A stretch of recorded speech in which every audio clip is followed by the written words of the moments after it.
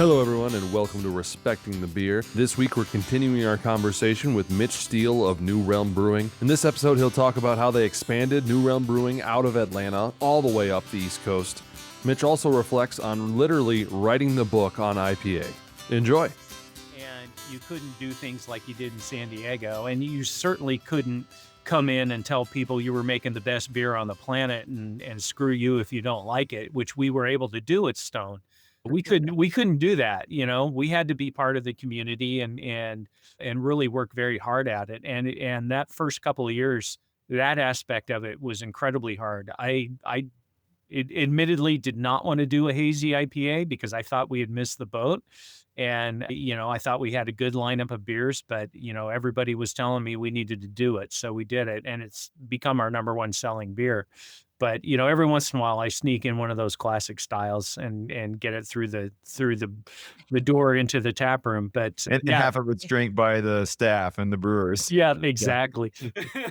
I get But it. yeah, that part of it, and it was incredibly hard because I had to learn what the Atlanta beer community was drinking. And it wasn't, a West Coast IPA. Okay, that's fine. But, they wanted a little bit of everything. And this was right when the time when things were trending away from really aggressive beers and bitter beers and getting into softer bitterness and lighter styles. And, we had to pivot a lot, but we did, but it wasn't without headache and wasn't without heartache on my part. I don't know if you're going to ask this next, Joel, but there came more locations, right? And you started to build more locations, and probably with lessons learned, made it a little easier as you expanded, and maybe more difficult too as you expanded. Yeah, you'd think it'd become easier, right? Yeah. Not so much. No, Yeah. the original business plan for the brewery was to build, the Atlanta brewery's a 20 barrel, 25 hectoliter brew house. The original plan for New Realm was to build probably 5 of those in the Southeast, in population centers around this, like one in each state in the Southeast. So Florida, South Carolina, North Carolina, Tennessee, Georgia. We didn't have any plan to go to Virginia.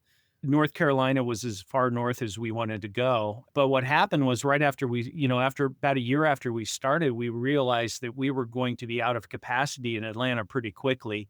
And we had better start thinking about another facility. And then, so we started, doing some groundwork on that and building another facility, which was always part of the plan. But then the Green Flash Brewery in Virginia Beach, Virginia was shut down by the banks and went up for auction.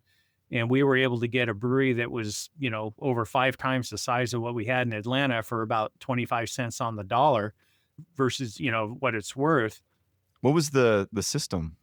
Virginia Beach has a Mueller 50 barrel brew house, fully automated brew house. And then they had, at the time we moved in, they had 400 barrel fermenters.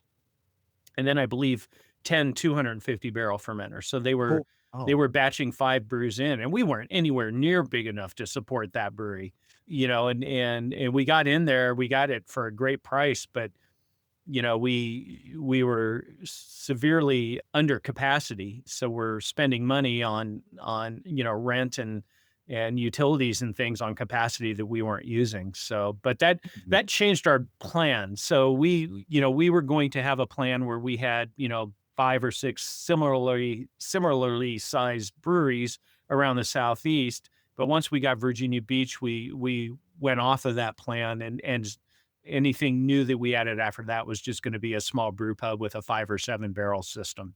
And so that's what we've done so far since then. But yeah, things change and you react to it and you pivot when you need to. If an opportunity comes, you grab it, and sometimes it works out and sometimes it doesn't. But Virginia Beach, we've got close to 100,000 barrels of capacity in that brewery now. Wow. So, it's completely changed our business dynamic. I was going to ask a smaller question, and it was, are you exploiting having these different locations and systems to make different styles and to focus on that, and rather than having to replicate your lineup everywhere you go?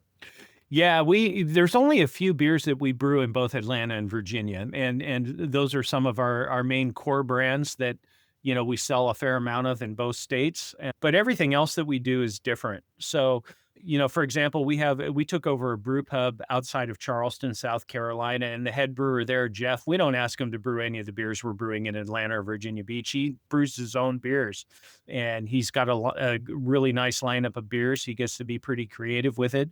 The same thing with Drew in Auburn. We opened up a brewery a couple of years ago on the campus of Auburn University, and to support their brewing science program. Now, they bought the brewery and they were in the process of installing it when we partnered up with them, but we hired the head brewer, Drew, who was a graduate of that program. He's teaching classes there now, and he's brewing beer and he's running the tap room, but he gets to brew what he wants, within reason.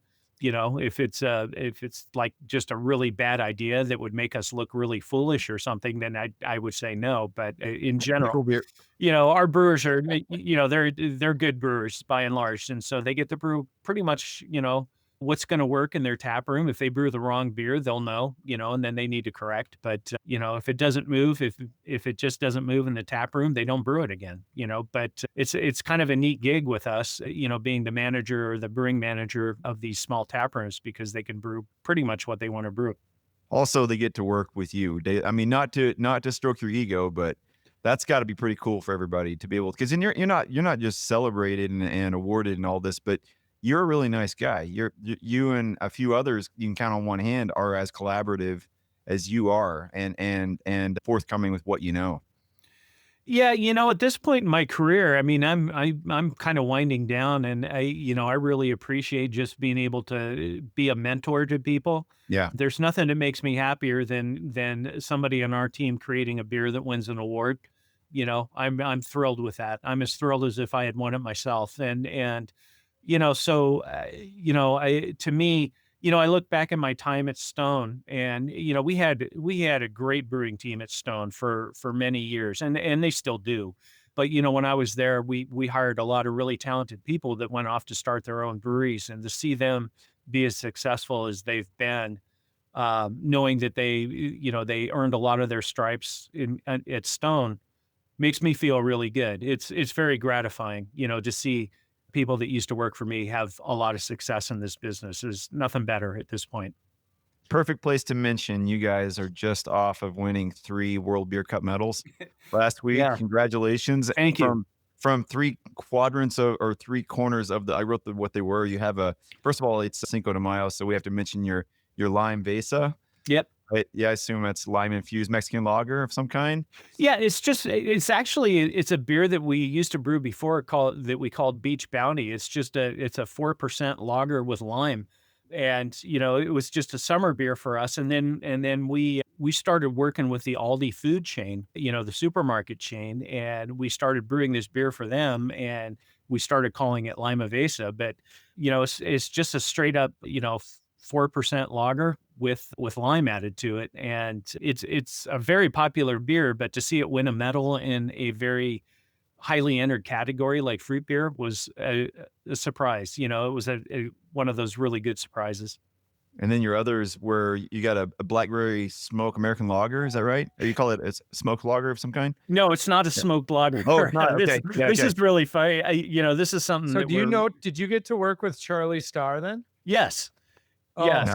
those guys Nice. are great. So yeah, the band Blackberry Smoke, they're from Atlanta, and we do a fair amount of charity events and fundraising events, and our head sales guy was there, and so does the band. The band does they raise a lot of money for families that are dealing with childhood cancer.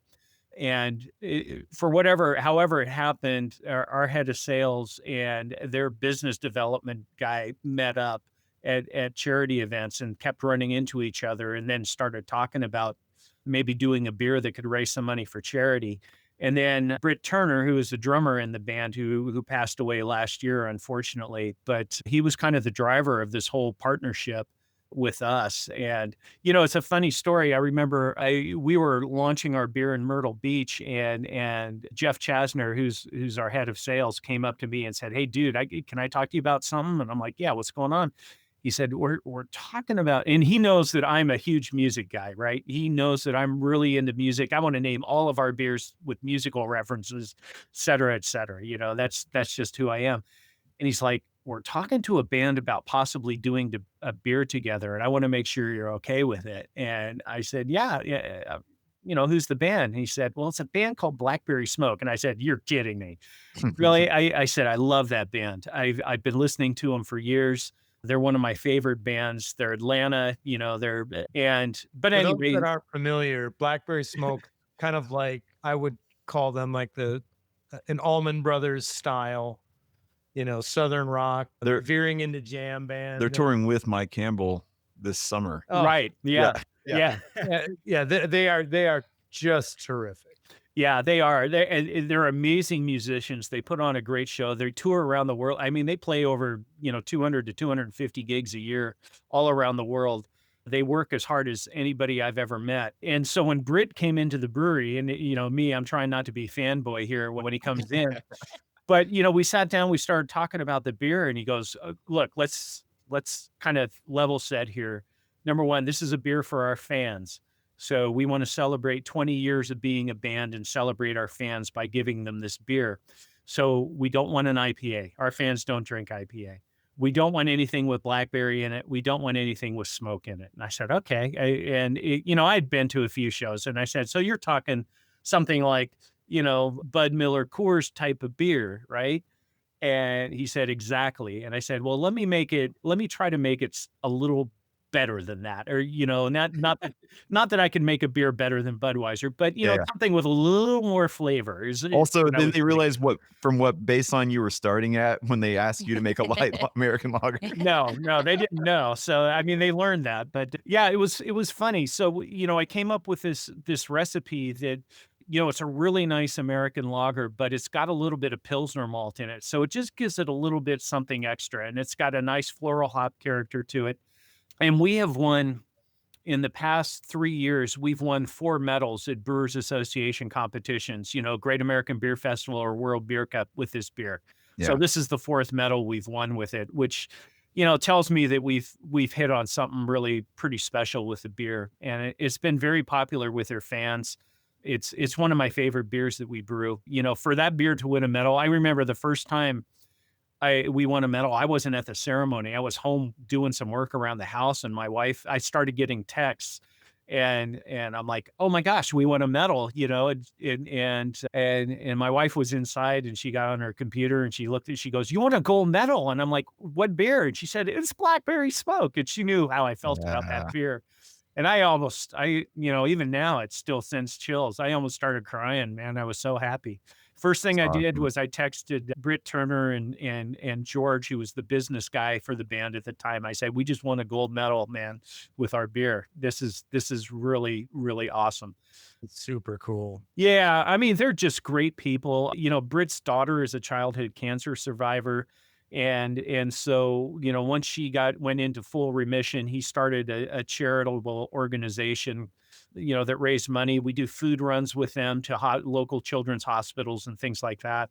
And I've gotten to know the folks in the band, and, I get to go to shows and, and hang out and listen to great music. I mean, that's the part of the craft beer industry that I really love, is just some of the people outside of the industry that I've met, and Blackberry Smoke is one of my favorite experiences ever. It's just been amazing. So amidst all this, you worked at Budweiser, you worked at Stone, you've started a series of highly successful award-winning breweries, you've collaborated with brilliant musicians, and you had time to write books? Like, how is this even possible? Like, am I missing something? Like, I don't know. And you're also an accomplished guitar player on top of it. Well, I don't know if I'd call myself accomplished, but I enjoy the heck out of it. Guitar players. Yeah. They get a card that says you're an accomplished guitar player. You must say this. I am a hobby player for sure, but I do love to play. But yeah, the book thing. So the Brewers Association approached Steve and Greg about writing a book about IPA because they did not have one in their classic beer style series. And Steve came to me and said, hey, here's one of those fun things you get to do in this job if you want to do it. He goes, we've been asked to write the book on IPA, and I wanted to ask you if you wanted to be part of it. And I said, oh yeah. And actually, Stone really helped me with the book. The idea was Steve Wagner and I were going to write the book together.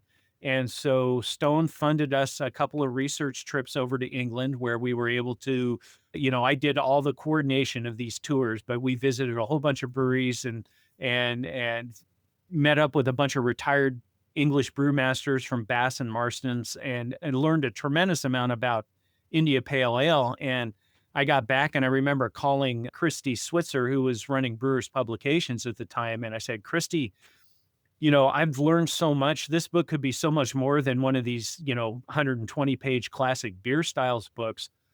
There's a great story here. Can we tell the story? And she said, absolutely. She goes, what I want you to do is I want you to write the book and then we'll figure out how to position it in our portfolio after you write the book.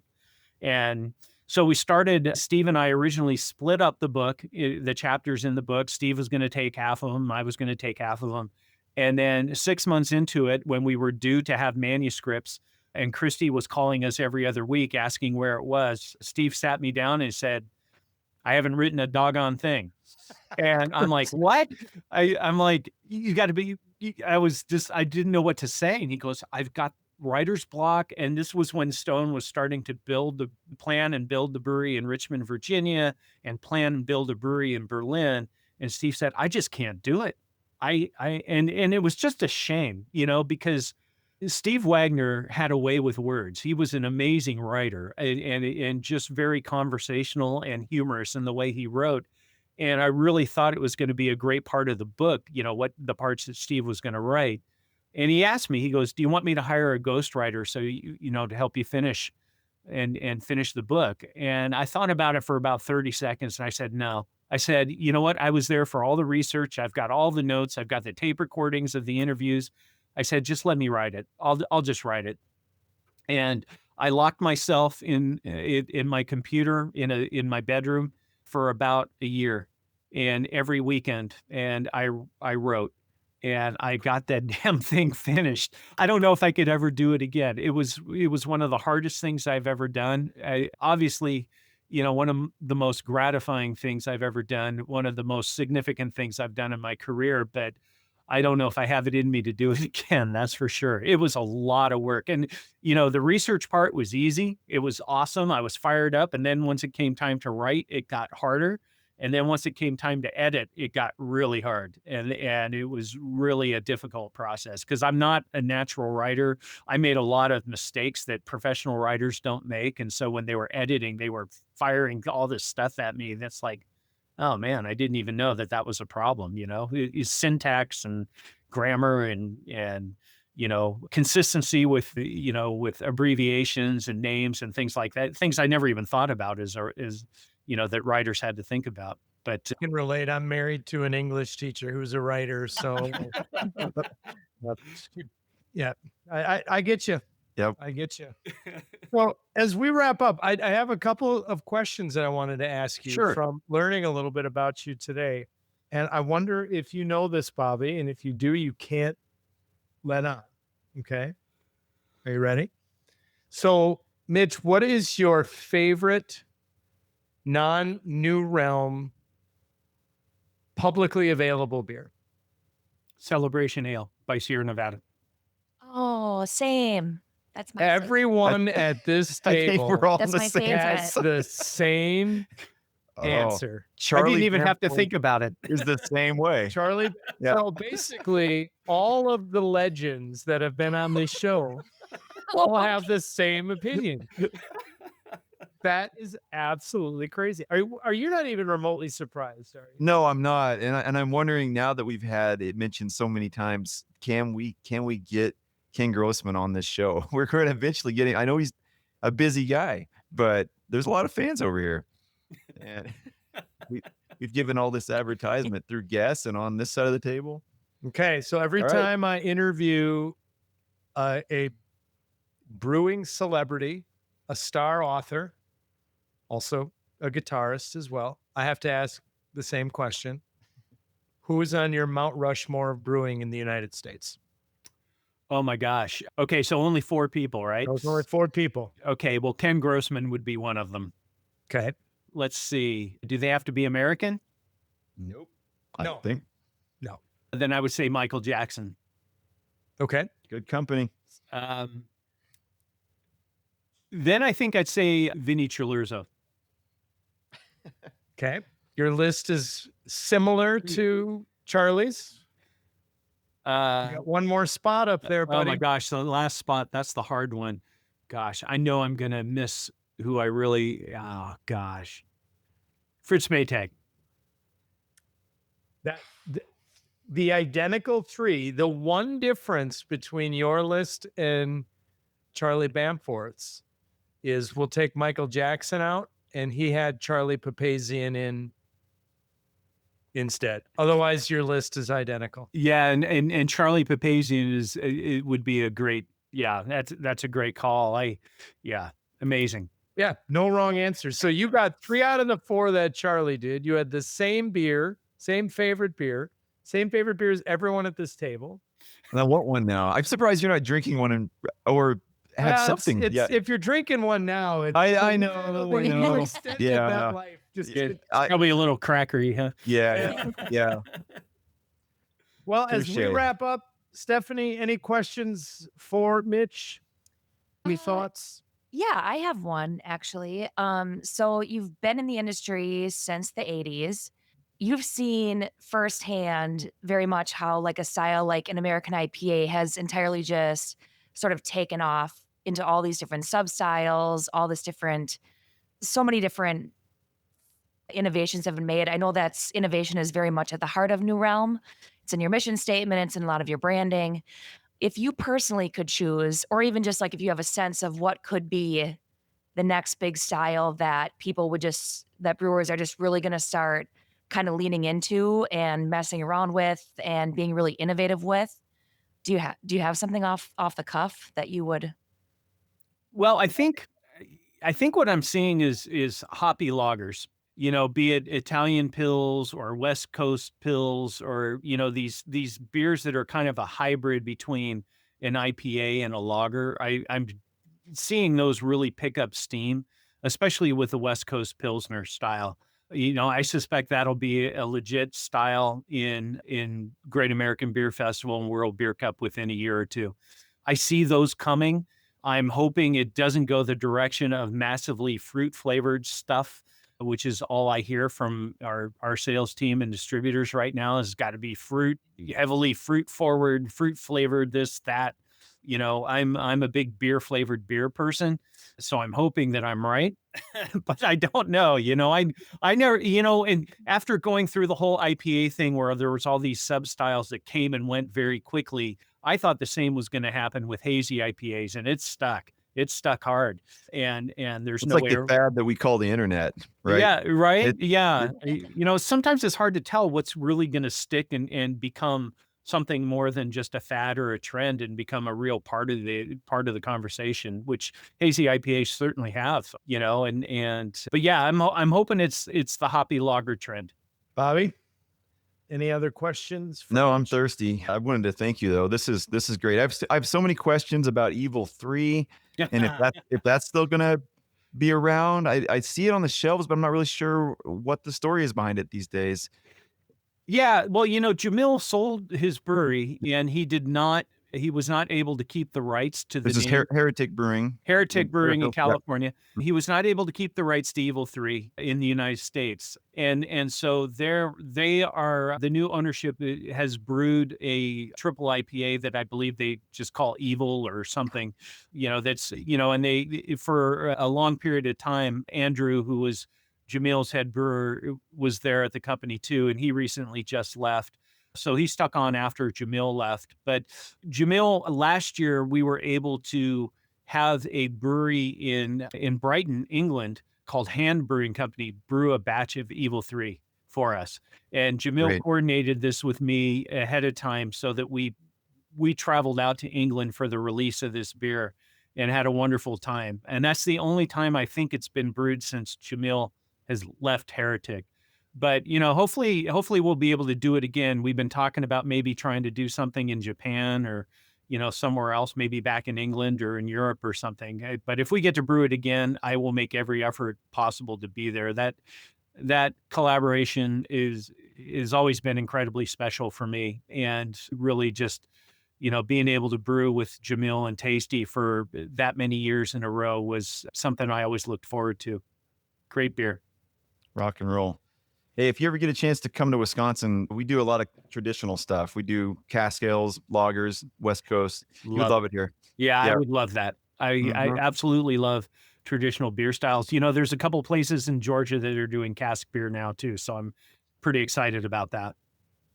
It's good to know you're not the only one who hates money. I don't know if you heard I love beer flavored beer too. Yeah, But we always joke because as much of a beer fanatic and traditional beer person I am, it's also just I know what it takes to sell beer, and sometimes it's just grueling. Yeah. It's hard to get people excited about a bitter. I get it, or a brown ale or something like that. That, real beer enthusiasts there's still a few of us out there. There are. Well, Mitch, we're gonna wrap this Okay. up, and I want to say on behalf of everyone sitting at this table, thank you for joining us. Of Thank course. you for your leadership in the industry. Thank you for mentoring other brewers. Thank you for being creative. Thank you for being thoughtful. Thank you for liking blackberry smoke.